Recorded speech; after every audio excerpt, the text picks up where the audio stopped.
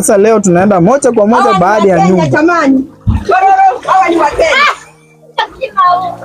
Leo nimeweza kufanya kibarua kikubwa sana, kutembea ndani ya maji, kuchiangalilia one by one. Sio ni nyumba tumeamua.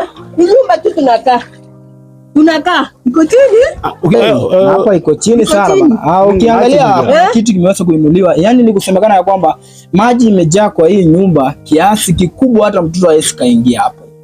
Ila naomba serikali kuu iweze kutusaidia. Haya, ingia hapa kwako na wewe. Na hiyo ni nyumba nyingine. Hebu angalia hapa sasa. Wow! Nakwambia ile kitu kimeweza kuinuliwa tu. Hiyo ni maji imeweza kujaa kwa hiyo. Serikali tunaomba msaada kutoka kwako. Ni sawa.